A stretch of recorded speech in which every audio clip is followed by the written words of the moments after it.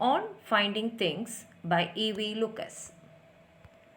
After the passage of several years since I had picked up anything, last week I found successfully a carriage key in Royal Hospital Road, a brooch in Church Street, Kensington, and 6 pence in a third class compartment.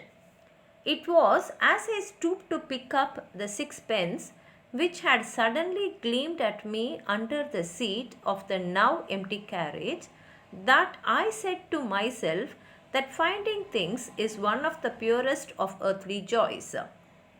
And how rare! I have, in a lifetime that now and then appals me by its length, found almost nothing.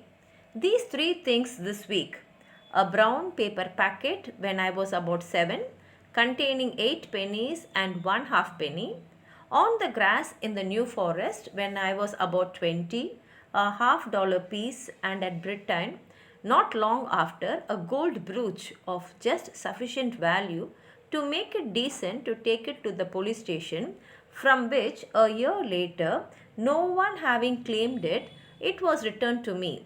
These constitute nearly half a century's haul. I might add now and then perhaps a safety pin, pencil, some other trifle which, however well supplied with such articles one may be, cannot be acquired from a clear sky without a thrill. Even Mr. Rockefeller, I take it, would not have been unmoved had he, instead of myself, stumbled on that treasure between Stony Cross and Bowlry Wood. To be given such things is not a comparable experience. With the gift, intention, consciousness, preparation come in, to say nothing of obligation later. The event is also complicated and therefore shown of its glory by the second person, since the gift must be given. But suddenly, dropping one's eyes to be aware of a coin, that is sheer rapture. Other things can be exciting too, but a coin is best, because a coin is rarely identifiable by a previous owner, and I am naturally confining myself to those things the ownership of which could not possibly be traced. To find things which have to be surrendered is as impure a joy as the world contains, and no theme for this pen. The special quality of the act of finding something with its consequent exhilaration is half unexpectedness and half separateness. There being no warning, and the article coming to you by chance, no one is to be thanked, no one to be owed anything. In short, you have achieved the greatest human triumph. You have got something for nothing. That is the true idea. The nothing must be absolute. One must never have looked, never have had any finding intention or even hope.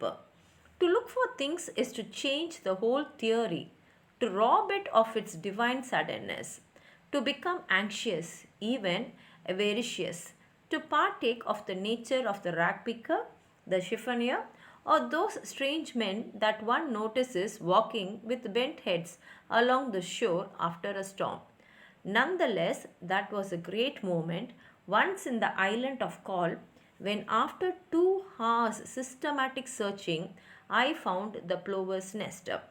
Finding things is at once so rare and pure, a joy that to trifle with it is peculiarly heartless. Yet are they people so wantonly in need of sport as to do so.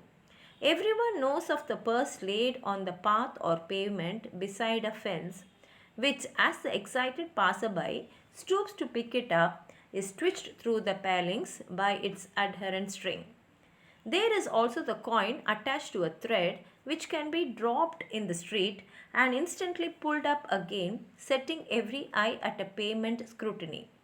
Could they be lower tricks?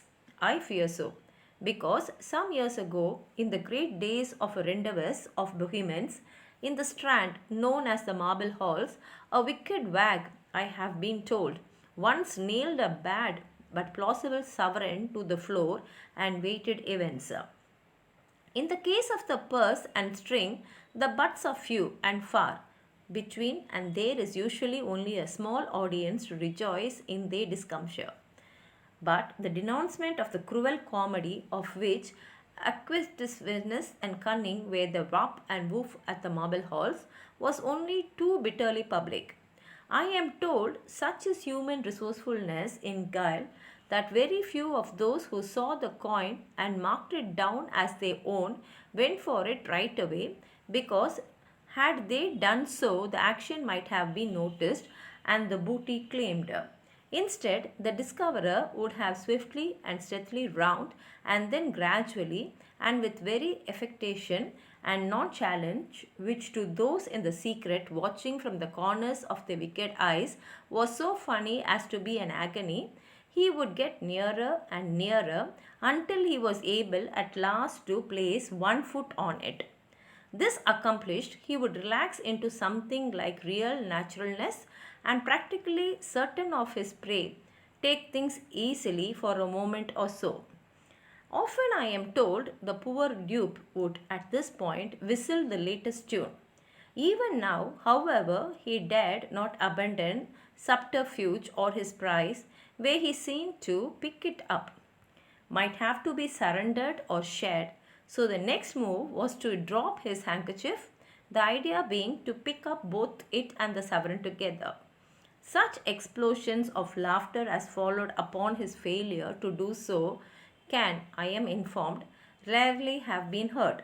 Such was the conspiracy of the nailed sovereign, which now and then the victim, shaking the chagrin from him, would without shame himself join and become a delighted spectator of his successor's humiliation.